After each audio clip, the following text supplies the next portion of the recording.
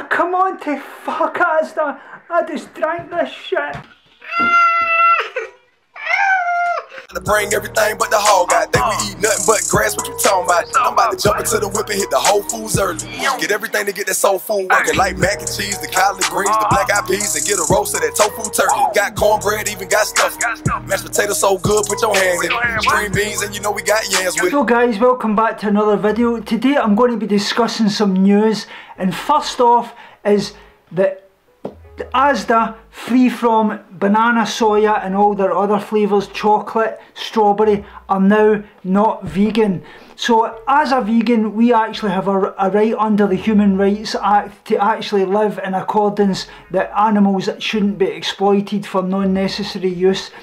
And especially in Europe, there is actually no fundamental law that's actually in place for labelling food as vegan or vegetarian. Certain supermarkets will label things obviously vegan, but it's making sure that that's definitely actually 100% vegan. So to let you know a little about what Asda's actually went in, according to the Vegan Womble, they actually contacted Asda and they say that warning, also strawberry and chocolate flavour, not vegan. Thank you for contacting us regarding your query about soya milk. Unfortunately, our soya drinks are not suitable for vegans, but are suitable for vegetarians. This is because they contain a small quantity of xantham gum, and commercial xantham gum is usually obtained by fermentation using whey, a dairy sub-product. As part of the fermentation process, we are however planning to review this so we eventually make these products vegan friendly too.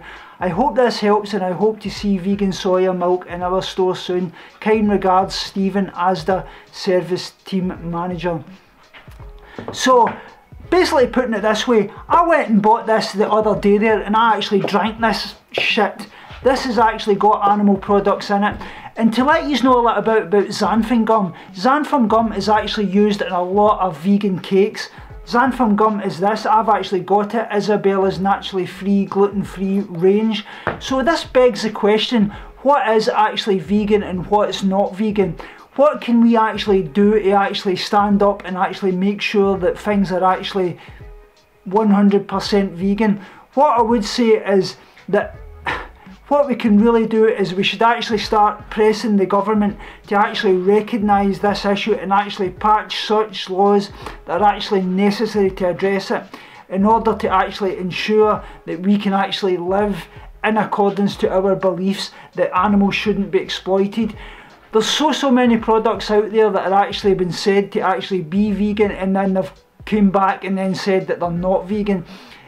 Banana, soya milk and such likes was actually on a lot of different vegan websites. The My Vegan Supermarket, the Vegan Womble as well, I think, had it. It had actually been said to be vegan. A lot of people were using Asda Soya Milk as well. So this is a big right kick in the guts, so to speak, to vegans, because it begs the question, what is vegan and what actually isn't. Ah, come on to fuck Asda. I just drank this shit.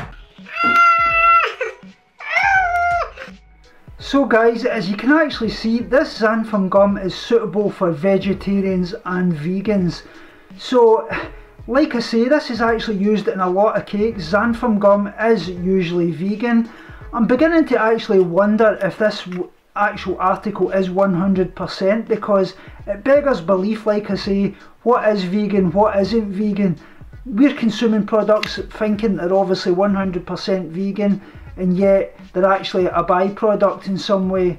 So yeah, that's kind of as well, guys. A lot of people obviously share these informations on vegan groups, and this type of sharing the information about these products actually encourages companies to actually make more vegan products. And to let you know, basically what actually happens is we can only be as accurate as we possibly can be, because we do a lot of work into looking at products and such likes, but at the end of the day we're relying on these big companies to obviously be 100% open and honest about what is actually in their products.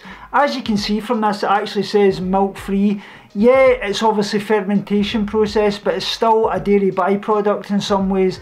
So I think we've actually got to start pressing the big companies, actually making sure that they actually label things vegetarian or vegan. It does say vegetarian on the front, but everything else in the back is, in all intensive purposes, vegan.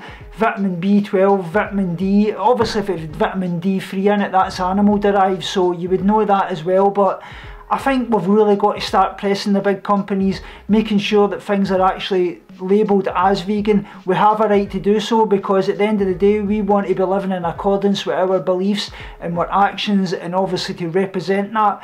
And if we're consuming products that we don't know is vegan, when they're actually saying it's accidentally vegan and for all intensive purposes it does look vegan, but they're not actually telling us that that product in it could actually be animal derived in some way. So let me know what you think in the comments below about this, guys. I would love to hear your comments regards that. So guys, the next amazing article is from Plant-Based News. Breaking news: farmer assaults vegan activist Earthling Ed. I wonder why this isn't all over the media. Oh my god, it's been a tirade the past few weeks. We've heard Joey Cabstrong all over all sources of media, obviously been labelled as militant and a cult leader, and basically that we're sending farmers death threats, yet we don't hear about this in the media. So I'm going to play this, guys. Just watch this out. This is absolutely disgusting on all levels.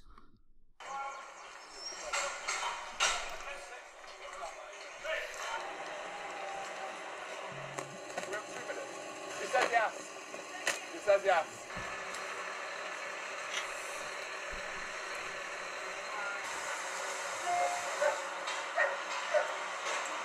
Yeah, okay, but you were laughing to yourself in the car, and that's the way you thought it's funny, you're standing there to answer. You see, the thing is, you laugh in your van, I come and talk to you, you can't respond to what I'm saying, so you're getting angry. It's pathetic. Yeah, fucking move. It's pathetic. Fucking... I said fucking move.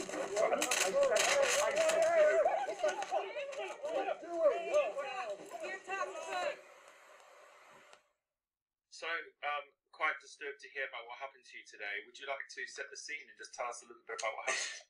Set the scene. So we were laying some roses down at the entrance to kind of pay our respects to the animals that were going to be taken to be slaughtered. And I saw this car pulling out.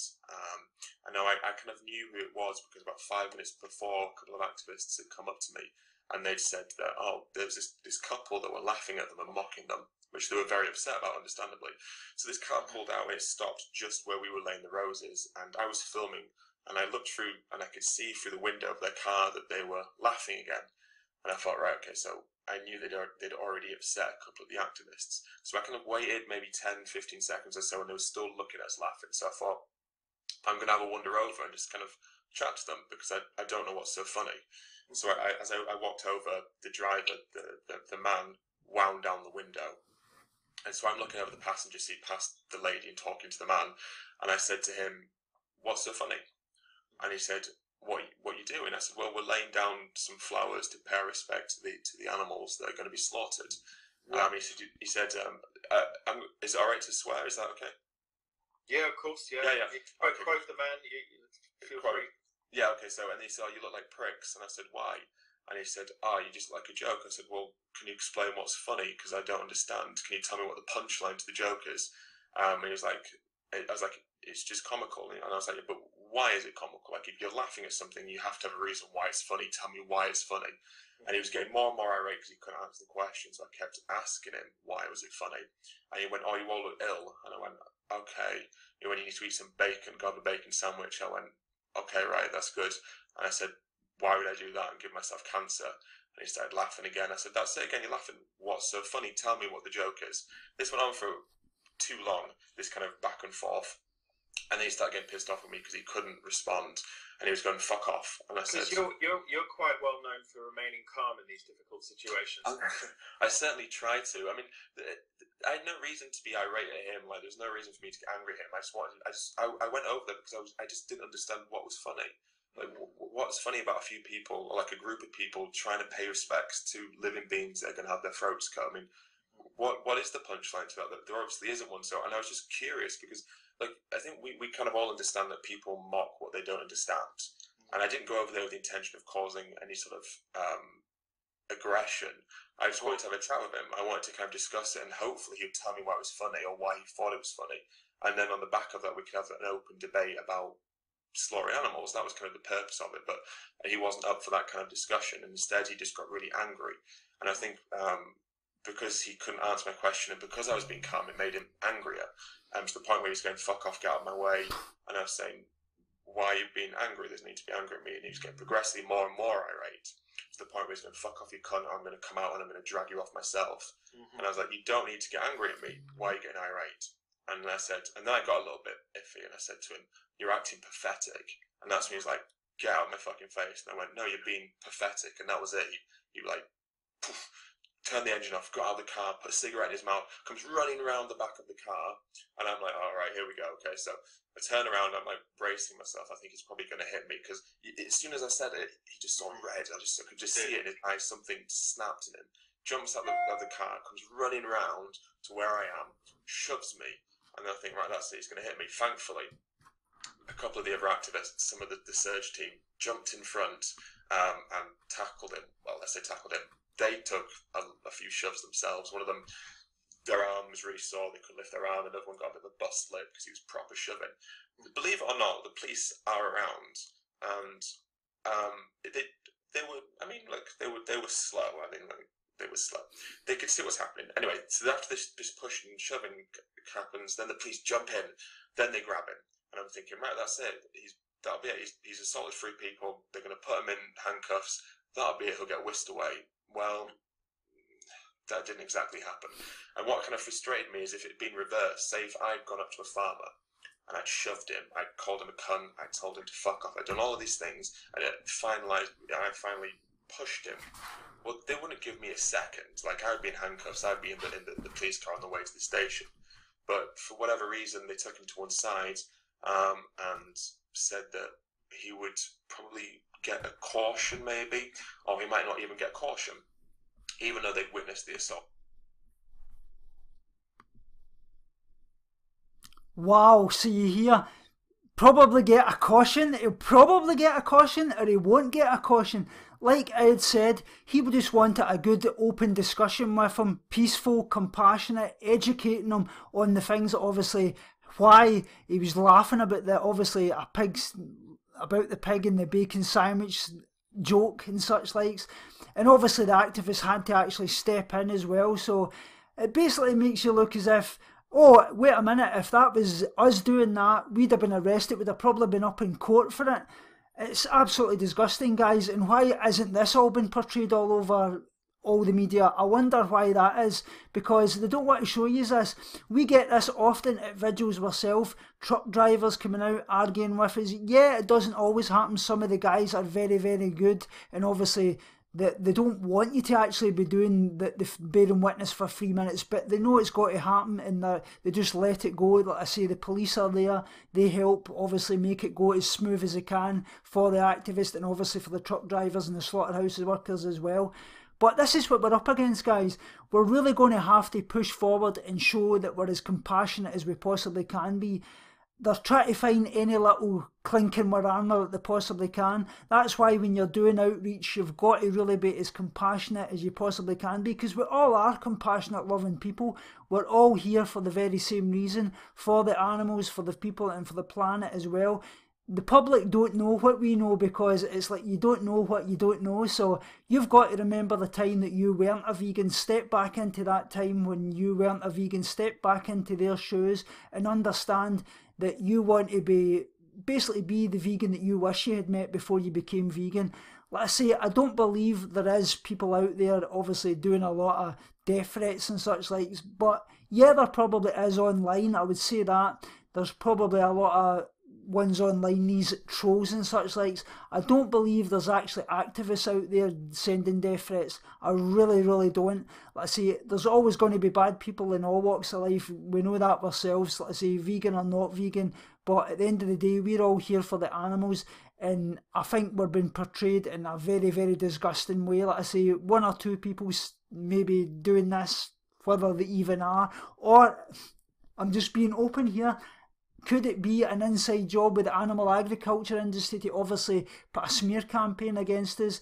Let's say we obviously seen the farmer recently actually saying that she had death threats and then coming out and saying it was a load of shit, we say that word. So this is what we're up against, guys. Like I say, Earthling Ed getting attacked. It's happened so much, but like I say, if this was in role reversed, we'd have been actually up in court. Like I say, we've got to start really pushing forward. The animal agriculture industry know they're on their knees, and this is why they're trying to paint us in every bad light they possibly can. But like I say, veganism is a reflection of the people that's within it, and we've got to actually show that and actually should let them know, let's say, that we aren't like that. Let me know what you think in the comments about this, guys. Like I say, it's disgusting on all levels. Go showing support to Earthling Ed, and thanks to Plant-Based News for actually putting out this article as well.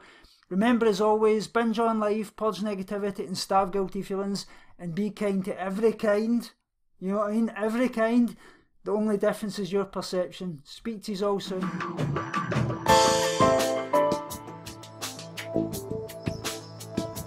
Binge on life, purge negativity and starve guilty feelings.